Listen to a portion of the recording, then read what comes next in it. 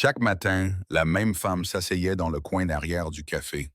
Silhouette mince, veste usée, cheveux emmêlés. Tout le monde l'évitait, la traitait de vagabonde, de fantôme. Tout le monde sauf Sam Rodriguez, un père célibataire qui lui servait sans un mot un café chaud et des toasts. Puis, un matin, la porte s'ouvrit brusquement. 4 gardes du corps en costume noir, 2 avocats en costume gris repassés. Ils balayèrent la salle du regard et demandèrent qui est l'homme qui l'aide tous les matins? Qui est-elle? Qu'est-ce qui a poussé ces pauvres gens à venir voir Sam? Sam Rodriguez essuya le comptoir pour la 3e fois ce matin-là. Le chiffon était déjà humide et gris, mais il continuait à le passer en cercle. Cela lui donnait quelque chose à faire pendant que l'horloge avançait lentement vers 6h30. Le café sentait le café brûlé et la graisse de la veille. Le Beacon Street Café n'était pas le genre d'endroit où les gens venaient pour l'ambiance. Ils venaient parce que c'était bon marché et ouvert tôt. Cela faisait maintenant 2 ans qu'il travaillait le matin. Son salaire suffisait à peine à payer son loyer et ses courses, et il ne lui restait jamais rien. Son fils Luke avait 7 ans et avait besoin de nouvelles chaussures tous les quelques mois, car les enfants grandissent vite et usent leurs semelles rapidement. Sam y pensait beaucoup, au prix des choses et au peu qu'il avait, à la facture d'électricité en retard qui traînait sur la table de la cuisine à la maison, à la façon dont ses collègues le regardaient lorsqu'il prenait des heures supplémentaires, comme s'il était désespéré. Il était désespéré, mais il détestait qu'il le voie. La porte sonna. Une femme entra. Elle portait une veste sombre qui semblait provenir d'un conteneur de dons. Le tissu était délavé et les poignets effilochés. Ses cheveux étaient détachés et sales autour de son visage. Elle ne regardait personne dans les yeux. Elle se dirigea vers le fond du café et s'assit à la table qu'elle choisissait toujours, celle près de la fenêtre qui donnait sur la ruelle. Sam l'avait déjà vue. Elle venait presque tous les matins, toujours silencieuse, toujours seule. Les autres employés l'appelaient la vagabonde. Une des serveuses, une femme nommée Becca, avait dit un jour que cette femme dormait probablement dans le parc. Un autre collègue, un homme nommé Tony, disait qu'elle lui donnait la chair de poule et que quelqu'un devrait appeler la police. Mais personne ne l'a jamais fait. Il l'évitait simplement. Sam ne l'évitait pas. Il s'approcha avec une cafetière et une petite assiette. Sur l'assiette, il y avait un morceau de pain grillé, beurré et coupé en petits morceaux.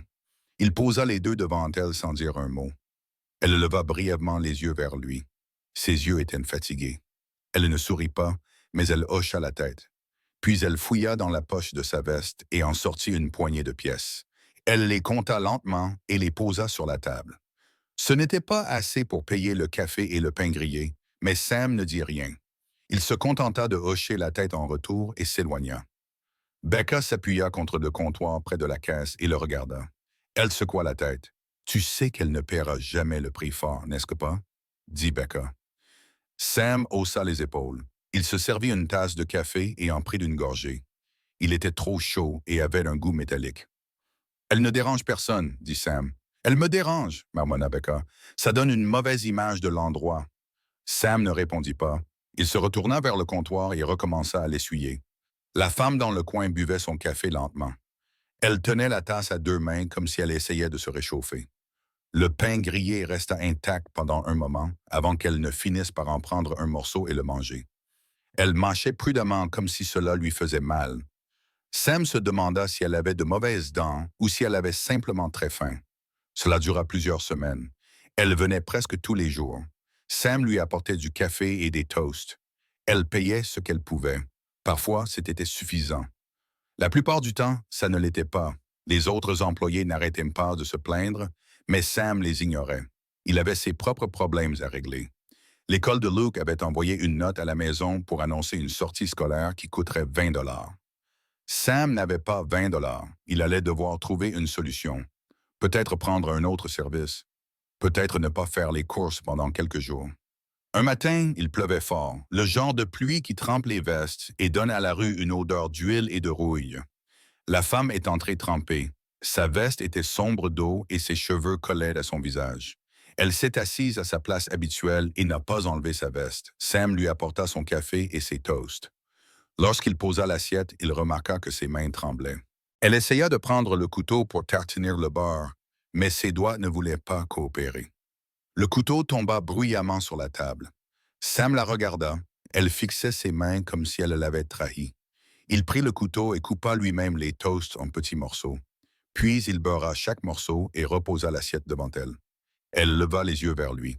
Ses yeux étaient humides, mais il ne savait pas si c'était à cause de la pluie ou d'autre chose. Merci, dit-elle doucement. Sa voix était douce et calme. Cela le surprit.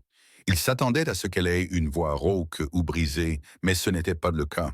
Elle avait la voix de quelqu'un qui avait eu une vie différente. De rien, répondit Sam. Elle le regarda longuement, puis prit un morceau de pain grillé et le mangea. Après cela, les choses changèrent légèrement. Elle venait toujours tous les matins, mais désormais, elle regardait Sam lorsqu'il lui apportait son café.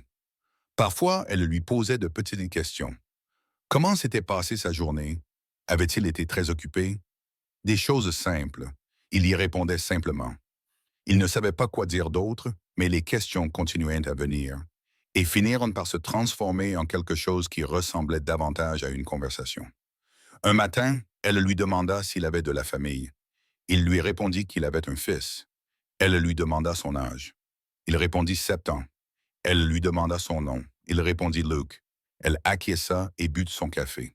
C'est un joli prénom, dit-elle. Sam ne savait pas quoi répondre, alors il se contenta d'acquiescer. Quelques jours plus tard, Sam dut amener Luke au café. La babysitter avait annulé à la dernière minute et il ne pouvait pas se permettre de manquer son service. Luke s'assit au comptoir avec un livre de coloriage et une boîte de crayons de couleur. Il était calme et bien élevé, mais Sam se sentait tout de même coupable. Un café à 6 heures du matin n'était pas un endroit pour un enfant. La femme dans le coin le remarqua.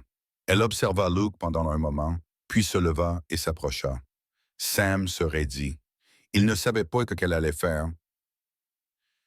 Elle savait faire, mais elle se contenta de sourire à Luke et lui demanda si elle pouvait voir ce qu'il était en train de colorier. Luke lui montra. C'était une image de dinosaure. Elle lui dit qu'il était très doué, puis elle lui demanda s'il savait plier du papier pour créer des formes. Luke secoua la tête. Elle prit une serviette et la plia soigneusement. Ses mains bougeaient lentement mais avec précision. Lorsqu'elle eut terminé, elle tendit à Luke une petite grue en papier. Il la regarda comme si c'était de la magie. « Wow !» dit Luke. « Tu peux m'apprendre ?» Elle acquiesça. Elle s'assit à côté de lui et lui montra comment plier. Sam observait depuis derrière le comptoir. Il ressentait quelque chose d'étrange dans sa poitrine, quelque chose de chaud et d'inconfortable à la fois. Luke leva les yeux vers elle pendant qu'il pliait et demanda « Pourquoi tu as l'air si triste ?» La femme arrêta de plier. Elle regarda Luke longuement. Puis elle sourit, mais son sourire n'atteignit pas ses yeux. « Je ne suis pas triste en ce moment, » dit-elle doucement. Luke sembla satisfait de cette réponse et se remit à plier.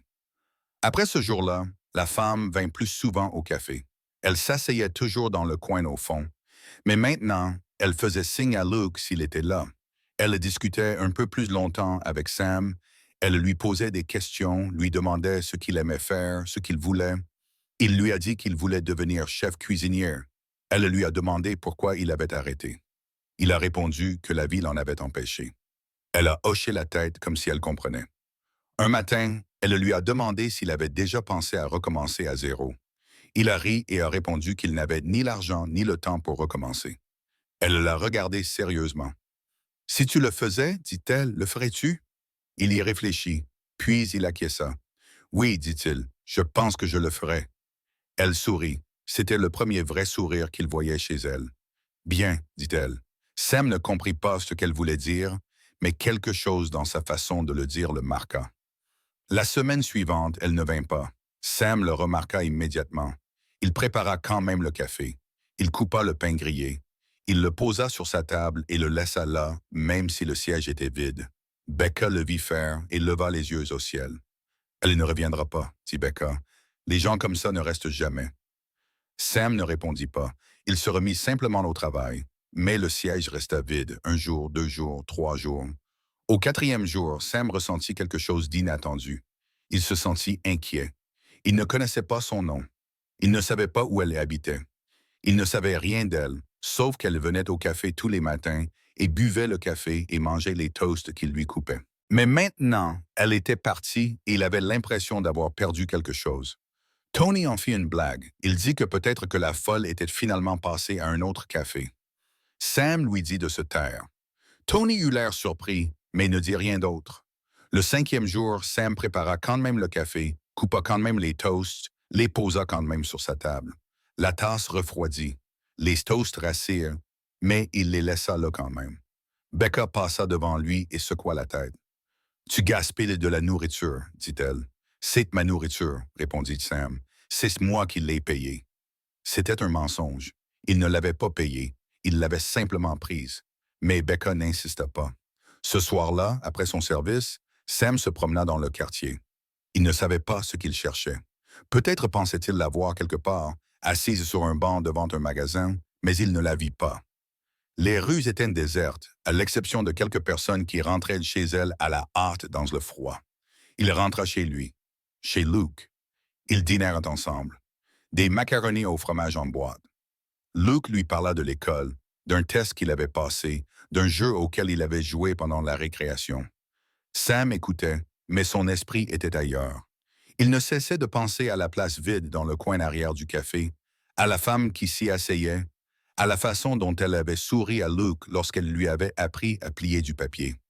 Il se demandait si elle allait bien. Il se demandait si elle était encore en vie. Il ne savait pas pourquoi cela lui importait autant, mais c'était le cas. Le 6e jour, elle revint. Sam était en train de remplir les distributeurs de sucre lorsque la porte sonna. Il leva les yeux par habitude et la vit debout dans l'embrasure. Elle semblait plus mince qu'avant. Sa veste était plus ample et elle avait des cernes sous les yeux, mais elle était là. Elle se dirigea vers sa table habituelle et s'assit. Sam sentit quelque chose se détendre dans sa poitrine. Il n'avait pas réalisé à quel point il était tendu. Il lui prépara un café, coupa son pain grillé et le lui apporta sans dire un mot. Elle leva les yeux vers lui et ses lèvres bougèrent comme si elle voulait dire quelque chose. Mais aucun mot ne sortit. Elle se contenta d'acquiescer. Sam acquiesça à son tour et s'éloigna. Becca se pencha vers lui et murmura. « Je t'avais dit qu'elle reviendrait. » Sam l'ignora. La femme but son café lentement. Elle ne toucha pas tout de suite au toast. Elle resta simplement assise, les mains autour de la tasse, regardant par la fenêtre donnant sur la ruelle. Sam l'observait depuis derrière le comptoir. Elle semblait différente, plus fragile, comme si elle faisait des efforts pour se contrôler. Plus tard dans la matinée, après l'affluence du petit déjeuner, Sam essuya les tables près d'elle. Elle écrivait quelque chose dans un petit carnet. Les pages étaient jaunies et la couverture tombait en morceaux. Son écriture était soignée mais serrée, comme si elle essayait de faire tenir trop de mots dans un espace trop restreint. Elle ne leva pas les yeux lorsqu'il s'approcha. « Ça va ?» demanda Sam. Elle arrêta d'écrire. Elle ferma le carnet et posa ses mains à plat dessus. « Ça va ?» dit-elle. Sa voix était calme. Sam ne la crut pas, mais il n'insista pas. Il se contenta d'acquiescer et continua à essuyer la table. « Merci, ajouta-t-elle, d'avoir continué à faire du café même quand je n'étais pas là. » Sam cessa d'essuyer. Il la regarda. « Comment saviez-vous que je faisais ça ?» demanda-t-il. Elle sourit faiblement. « Becca me l'a dit. Elle m'a dit que vous gaspilliez de la nourriture. » Sam sentit son visage s'échauffer. Il se remit à essuyer la table. « Ce n'était pas du gaspillage, dit-il. » Elle le regarda longuement. Puis elle rouvrit son cahier et se remit à écrire. Au cours des jours suivants, Sam remarqua d'autres choses étranges. Elle s'asseyait parfois dans un coin et pleurait. Pas bruyamment, juste des larmes silencieuses coulaient sur son visage tandis qu'elle fixait le vide. D'autres fois, elle sursautait quand quelqu'un s'approchait trop près d'elle. Une fois, un homme en costume s'assit à la table voisine et elle se leva si brusquement qu'elle renversa son café. Sam se précipita avec un chiffon pour nettoyer. Elle s'excusa à plusieurs reprises, la voix tremblante. L'homme en costume ne la regarda même pas. Il continua simplement à faire défiler son téléphone. Sam l'aida à se rasseoir. Il lui apporta une nouvelle tasse de café. Elle la tint à 2 mains et évita son regard. « Je suis désolé, murmura-t-elle. « Ce n'est pas grave, répondit Sam. Les accidents, ça arrive. » Elle secoua la tête. « Je suis désolé. » Sam ne savait pas pourquoi elle s'excusait, mais il voyait bien qu'elle était sincère. Un autre matin, elle écrivait à nouveau dans son carnet. Sam était en train de débarrasser une table voisine lorsqu'elle arracha soudain une page, la froissa et la glissa dans sa poche. Ses mains tremblaient. Elle regarda autour d'elle comme pour vérifier que personne n'avait rien remarqué. Sam fit semblant de ne rien avoir vu. Il continua à débarrasser les tables et passa à la suivante. Mais il y repensa. Il repensa aux cahiers, aux larmes, à la façon dont elle semblait porter un lourd fardeau que personne d'autre ne pouvait voir. Il se demanda si elle avait des problèmes, si elle se cachait de quelqu'un ou si elle était simplement malade, peut-être atteinte d'un trouble mental. Il ne savait pas et il ne savait pas comment lui demander. Un après-midi, vers la fin de son service, Sam la vit assise dans un coin, la tête posée sur la table. Elle avait les bras repliés sous la tête et ses épaules tremblaient. Il s'approcha. « Hé, dit-il doucement, ça va? » Elle ne leva pas la tête. Elle se contenta de la secouer lentement. Sam regarda autour de lui. Le café était presque vide. Becca était à l'arrière. Tony était déjà parti. Il s'accroupit près de sa table. « Qu'est-ce qui ne va pas? » demanda-t-il. Elle leva légèrement la tête. Son visage était couvert de taches et ses yeux étaient rouges. « Je suis juste fatiguée, dit-elle. Sa voix se brisa. « Quand as-tu mangé pour la dernière fois? » demanda Sam. Elle ne répondit pas. Sam se leva et se rendit dans la cuisine. Il revint avec un sandwich à la dinde et au fromage sur du pain blanc. Rien d'extraordinaire. Il le posa devant elle. « Mange, dit-il. » Elle regarda le sandwich comme si elle ne savait pas quoi en faire. Puis elle le prit et en prit une petite bouchée. Elle mâcha lentement. Sam l'observa un instant, puis retourna au comptoir. À la fin de son service, elle était toujours là. Le sandwich était à moitié mangé. Elle regardait à nouveau par la fenêtre. Sam prit sa veste et s'approcha d'elle. « Tu devrais rentrer chez toi, dit-il. » Elle le regarda. « Je n'ai pas de chez moi. » Sam sentit son estomac se nouer. Il s'en doutait, mais l'entendre le dire à voix haute rendait la chose réelle. « Où dors-tu? » demanda-t-il. Elle haussa les épaules, à différents endroits. Sam pensa à Luke, à l'appartement dans lequel il vivait. Il était petit, le chauffage ne fonctionnait pas toujours et les murs étaient fins, mais il était chaleureux et sûr. Il pensa à ce que ce serait de ne pas avoir cela, de n'avoir nulle part où aller. « Vous ne pouvez pas rester ici, dit-il. Ils vont bientôt fermer. » Elle acquiesça. Elle se leva et serra sa veste autour d'elle. Puis elle se dirigea vers la porte. Sam la regarda partir. Il se sentait inutile. Cette nuit-là, il ne put s'empêcher de penser à elle, à l'endroit où elle dormait, si elle avait froid, si elle était en sécurité. Luke lui demanda ce qui n'allait pas, mais Sam ne répondit pas. Luke continua de le regarder avec ses grands yeux inquiets. Sam lui dit alors qu'il était simplement fatigué. Luke sembla accepter cette explication. Le lendemain matin, elle était de retour. Sam lui prépara un café et lui coupa du pain grillé. Elle mangea lentement et but de son café comme si c'était la seule chose chaude qu'elle aurait de toute la journée. C'était peut-être le cas. Plus tard, lorsque le café fut calme, elle lui parla. Elle lui demanda s'il était heureux. La question le prit au dépourvu. « Que voulez-vous dire? » demanda-t-il. Elle fit un geste vers le café. « Ici, faire ça. Es-tu heureux? » Sam y réfléchit. Il pensa aux réveils matinaux, au salaire modeste et au mal de dos qu'il avait à la fin de chaque service. Il pensa à Luke, aux factures et à l'argent pour la sortie scolaire qu'il n'avait toujours pas trouvé. Il pensa au rêve qu'il avait autrefois. Celui d'ouvrir son propre restaurant, de cuisiner des plats dont les gens se souviendraient. Ce rêve semblait désormais appartenir à quelqu'un d'autre. « Je ne sais pas, » répondit-il honnêtement. « Je m'en sors. » Elle le regarda avec ses yeux fatigués. Ce n'est pas la même chose. Sam ne savait pas quoi répondre.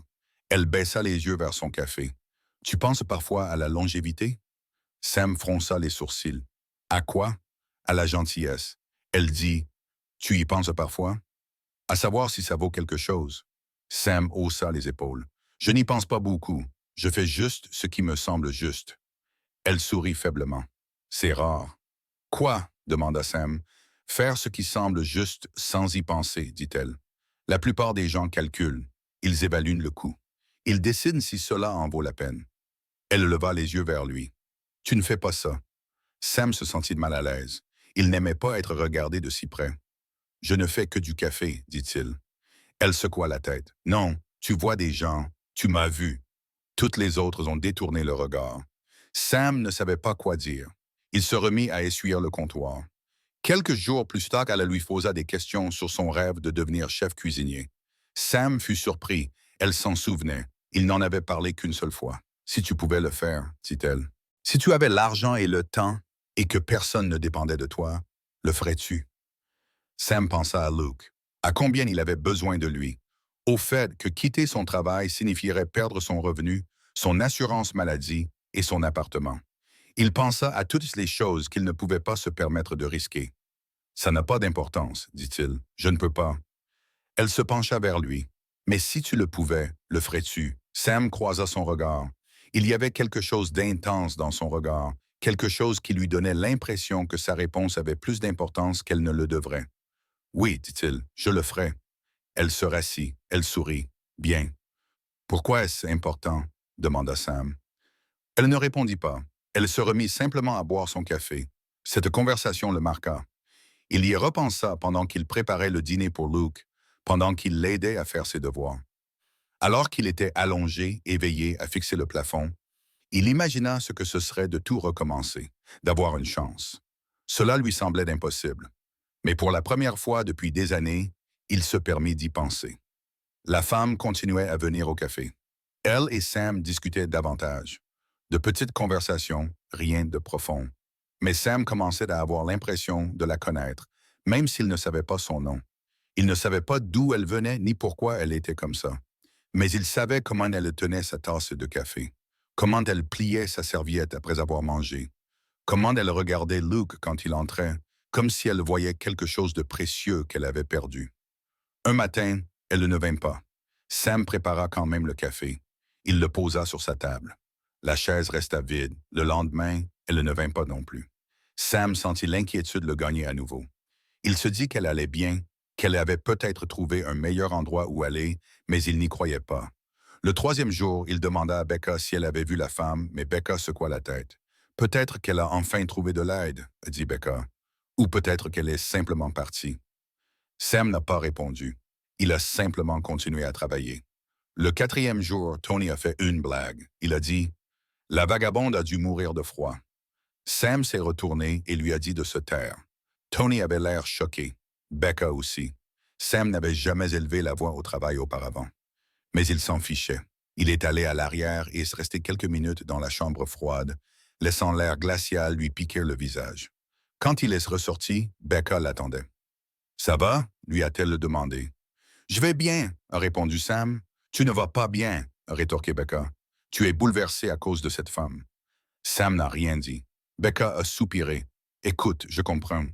Tu te sens mal pour elle, mais tu ne peux pas sauver tout le monde, Sam. Tu peux à peine te sauver toi-même. » Sam savait qu'elle avait raison, mais cela ne le réconfortait pas pour autant. Le cinquième jour, Sam prépara encore le café et coupa encore le pain. Il posa le tout sur sa table et le laissa là. La tasse refroidit. Le pain durcit, mais il ne le jeta pas. À la fin de son service, il parcourut à nouveau le quartier. Il vérifia le parc, les arrêts de bus, les ruelles. Il ne la vit nulle part.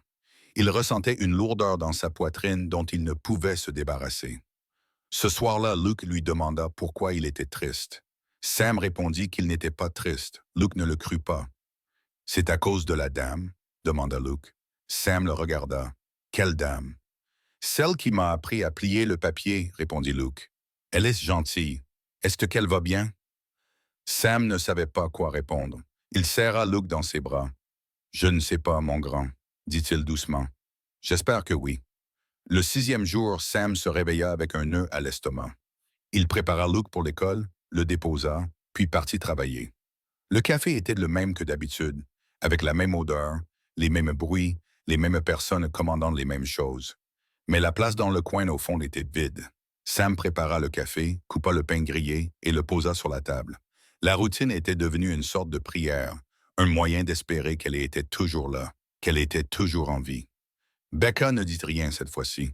Elle se contenta de le regarder avec des yeux tristes. La journée s'éternisa. Sam effectua son service comme s'il était sous l'eau, tout semblait lent et étouffé. Il jetait sans cesse des coups d'œil vers la porte, attendant qu'elle s'ouvre. Attendant qu'elle entre, elle ne le fit pas. À la fin de la journée, Sam ôta son tablier et le suspendit. Il prit sa veste et se dirigea vers la porte. Il jeta un dernier regard vers la chaise vide. Le café froid, le toast intact. Il ne savait pas pourquoi cela lui faisait autant de peine. Ce n'était qu'une femme, une inconnue, quelqu'un qu'il connaissait à peine. Mais elle était devenue une partie de sa routine, une partie de sa journée. Et maintenant, elle était partie. Sam rentra chez lui dans l'obscurité. Les rues étaient vides et l'air était froid. Il l'imagina assise quelque part dans un parc, recroquevillée dans une entrée d'immeuble, allongée dans un hôpital, ou pire encore. Il pensait à tout ce qu'il aurait dû faire. Il aurait dû lui demander son nom. Il aurait dû lui donner son numéro. Il aurait dû lui trouver de l'aide. Il aurait dû en faire plus. Mais il ne l'avait pas. Et maintenant, il était trop tard. Quand il est arrivé chez lui, Luke dormait déjà. Sam s'est assis sur le canapé et a fixé le mur. Il se sentait vide, comme si on lui avait pris quelque chose dont il ne savait pas qu'il avait besoin. Il n'a pas beaucoup dormi cette nuit-là. Il n'arrêtait pas de penser à elle, à la façon dont elle avait souri lorsque Luke avait plié la grue en papier, à la façon dont elle lui avait demandé s'il recommencerait s'il le pouvait, à la façon dont elle avait dit que la gentillesse était la chose la plus précieuse qu'une personne pouvait avoir. Il se demandait si elle avait essayé de lui dire quelque chose, s'il y avait un message qu'il était censé comprendre, mais si c'était le cas, il l'avait manqué. Le lendemain matin, Sam est allé travailler. Il a préparé le café, coupé le pain grillé et l'a mis sur la table. La chaise était toujours vide et il savait au fond de lui qu'elle le resterait. La porte s'est ouverte peu après 9 heures du matin. Sam était en train de remplir les distributeurs de serviettes lorsqu'il l'a entendu. Il a levé les yeux et s'est figé. 4 hommes en costume noir entrèrent les premiers. Ils étaient grands, avaient les épaules larges et se déplaçaient comme s'ils avaient déjà fait cela 1000 fois auparavant. Derrière eux venaient 2 personnes en gris, un homme et une femme. Ils portaient des mallettes et des vêtements qui coûtaient plus cher que ce que Sam gagnait dans un mois. Le café devint silencieux. Tout le monde cessa de parler. Même la machine à expresso semblait ronronner plus doucement. La femme en gris regarda autour d'elle. Son regard était vif et calculateur. Elle s'approcha du comptoir où se tenait Becca. Becca la fixa comme si elle venait de voir un fantôme. « Excusez-moi, dit la femme. Sa voix était calme et professionnelle. Je cherche quelqu'un, un homme nommé Samuel Rodriguez. Travaille-t-il ici? Becca acquiesça lentement. Elle désigna Sam sans dire un mot. La femme se retourna et le regarda. Tout comme l'homme à côté d'elle. Tout comme les 4 hommes en noir. Sam sentit son cœur se mettre à battre à tout rompre. Il ne savait pas ce qui se passait, mais il savait que ce n'était pas bon signe. Des gens comme eux ne se rendaient pas dans des endroits comme le Beacon Street Café, sauf si quelque chose n'allait vraiment pas. La femme s'approcha de lui. Elle s'arrêta à quelques mètres et scruta son visage. « Êtes-vous Samuel Rodriguez? » demanda-t-elle. Sam acquiesça. Sa bouche était trop sèche pour parler. « Je m'appelle Margaret Calloway, » dit la femme. « Je suis l'avocate chargée de représenter la succession d'Amelia Rosart. » Elle désigna l'homme à côté d'elle. « Voici mon collègue, Richard Brennan. Nous devons vous parler. Y a-t-il un endroit où nous pouvons discuter en privé? » Sam sentit le sol se dérober sous ses pieds. Amelia, c'était son nom. Il ne l'avait jamais su auparavant. Et maintenant, cette femme se tenait devant lui et prononçait des mots tels que « succession » et « avocate ». Il ne comprenait rien à tout cela. « Que se passe-t-il » demanda Sam. Sa voix sortit. Margaret le regarda avec ce qui pouvait passer pour de la sympathie. « Nous devrions peut-être nous asseoir, dit-elle. Sam les conduisit dans le coin au fond, vers la table où elle avait l'habitude de s'asseoir. La tasse de café était toujours là, froide et intacte. Margaret la regarda, mais ne dit rien. Les 4 hommes en costume noir restèrent près de la porte. Ils ne s'assirent pas. Ils restèrent debout, les mains jointes devant eux, observant. Margaret ouvrit sa mallette et en sortit un dossier. Richard fit de même. Ils s'assirent tous les deux en face de Sam. Il s'assit sur la chaise où elle avait l'habitude de s'asseoir. Cela lui semblait déplacé. « Monsieur Rodriguez, » commença Margaret, « j'ai le regret de vous informer qu'Amelia Rosart est décédée il y a 2 nuits. » Sam sentit un frisson le parcourir. Il le savait. Au fond de lui, il le savait. Mais l'entendre dire à voix haute rendait la chose réelle. Définitive. « Comment » demanda-t-il doucement. « Une crise cardiaque, » répondit Margaret. Elle était malade depuis quelque temps. Elle savait que cela allait arriver. Sam fixa la table. Il repensa à son apparence la dernière fois qu'il l'avait vue, amaigrie, fatiguée et fragile. Il repensa à ses mains tremblantes, à ses larmes, au cahier. Il repensa à toutes les questions qu'il aurait dû lui poser. à tout ce qu'il aurait dû faire. Pourquoi êtes-vous ici? Demanda Sam. Sa voix n'était qu'un murmure. Margaret échangea un regard avec Richard, puis elle se tourna vers Sam. Comme Mademoiselle Hart avait laissé des instructions très précises, Margaret dit « Elle voulait que nous vous trouvions.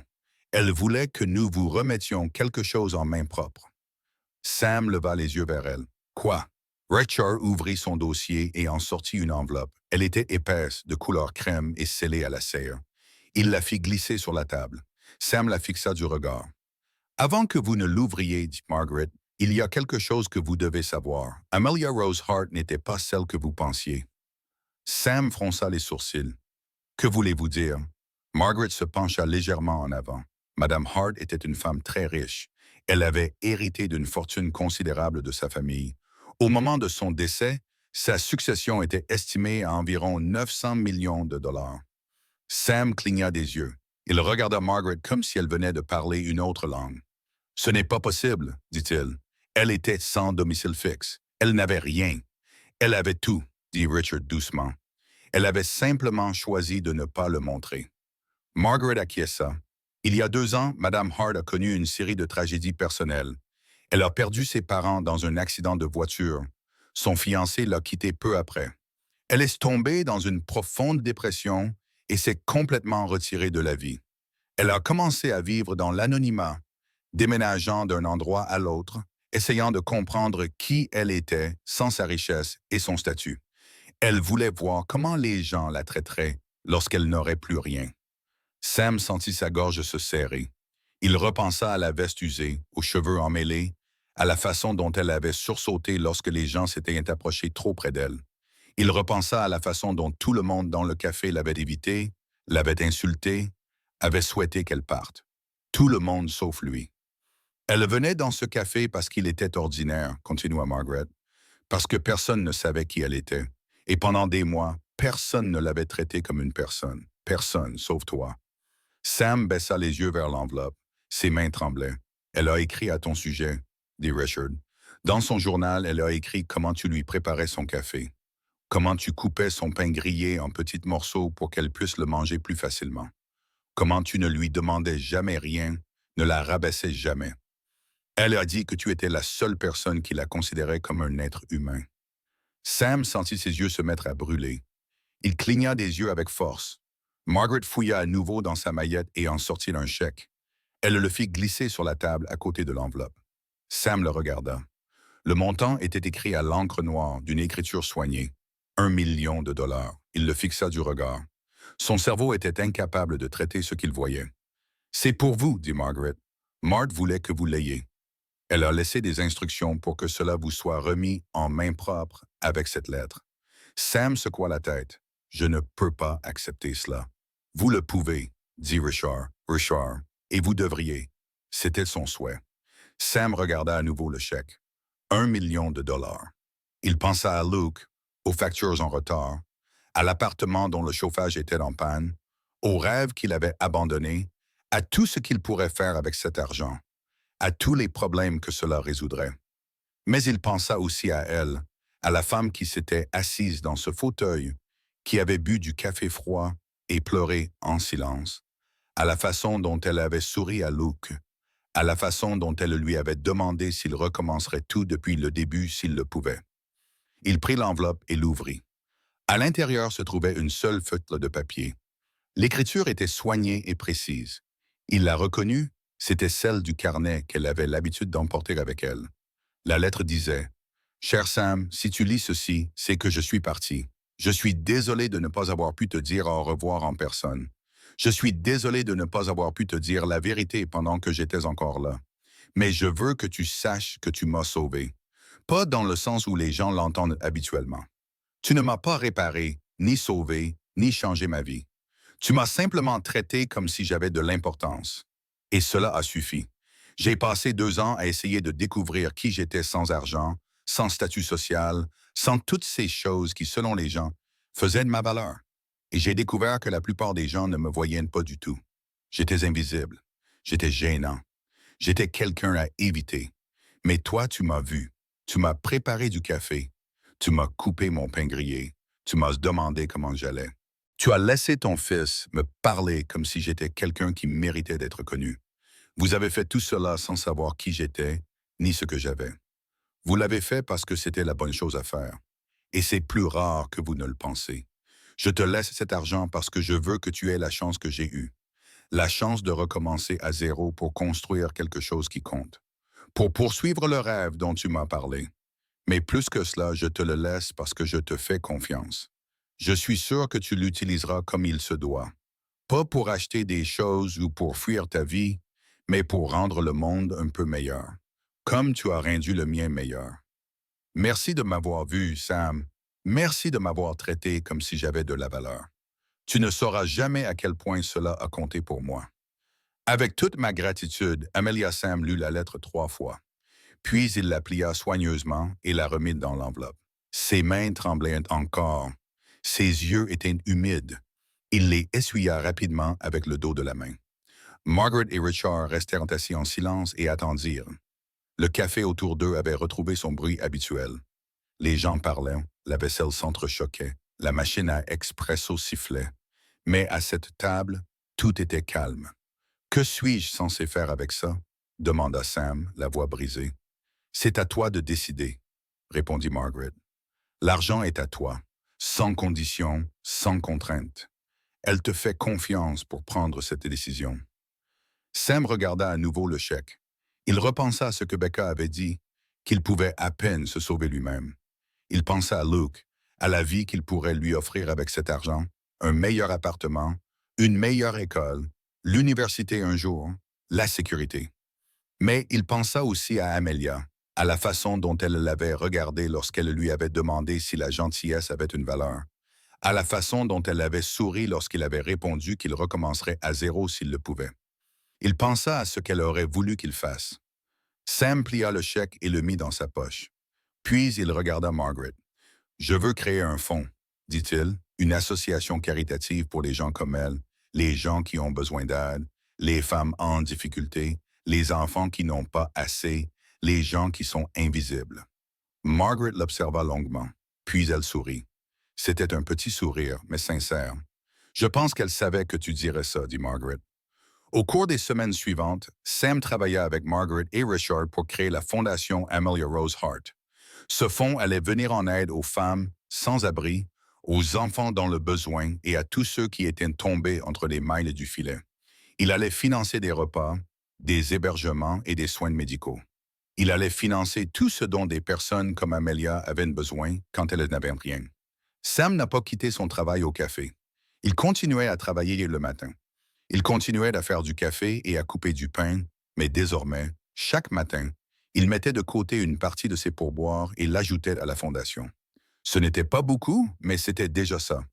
Luke lui demanda un jour pourquoi il donnait cet argent, pourquoi il ne l'utilisait pas pour leur faciliter la vie. Sam réfléchit à la réponse à donner. Puis il parla à Luke d'Amelia, de la femme qui s'asseyait dans le coin, de la façon dont elle lui avait appris à plier le papier, de son sourire. « Elle m'a appris quelque chose d'important, » dit Sam. « Elle m'a appris que les gens comptent. Même quand personne ne les voit, même quand ils n'ont rien à donner en retour, ils comptent quand même. » Luke y réfléchit, puis il acquiesça. « Je pense qu'elle avait raison, » dit Luke. Par un samedi matin froid de décembre, Sam et Luke se rendirent au cimetière en voiture. Sam emportait un thermos de café et un petit sac contenant un morceau de pain grillé. Il l'avait coupé en petits morceaux, comme il le faisait toujours. Ils ont marché entre les rangées de pierres tombales jusqu'à ce qu'ils trouvent la sienne. Elle était simple, avec juste son nom et les dates. Amelia Rose Hart, fille bien-aimée, amie bien-aimée. Sam s'est agenouillé et a posé le café et le toast sur le sol devant la pierre. Luke s'est tenu à côté de lui et a posé sa main sur l'épaule de Sam. « Est-elle vraiment ici ?» a demandé Luke doucement. Sam a secoué la tête. « Non, je ne pense pas. Je pense qu'elle est ailleurs. » « Un endroit meilleur? » Luke regarda la pierre tombale. « Elle te manque? » Sam acquiesça. « Oui, mon énième elle me manque. » Ils restèrent là un moment en silence. Le vent soufflait froid et le ciel était gris. Mais Sam n'avait pas froid. Il ressentait autre chose. Quelque chose de chaud et de solide dans sa poitrine. Il repensa à la lettre, aux mots qu'elle avait écrits. Tu m'as vu. Tu m'as traité comme si j'avais de la valeur. Il pensa à toutes les personnes dans le monde qui se sentaient invisibles, qui avaient l'impression de ne pas compter, qui s'asseyaient dans un coin d'un café et attendaient que quelqu'un les remarque. Et il fit une promesse à Amelia, à lui-même, à tous ceux qui en avaient besoin. Il continuerait à les voir. Il continuerait à les traiter comme s'ils comptaient, parce qu'ils comptaient. Sam se leva et prit la main de Luke. Ils traversèrent ensemble le cimetière. Derrière eux, le café fumait dans l'air froid. Les toasts attendaient. Et quelque part, Sam espérait qu'Amelia souriait.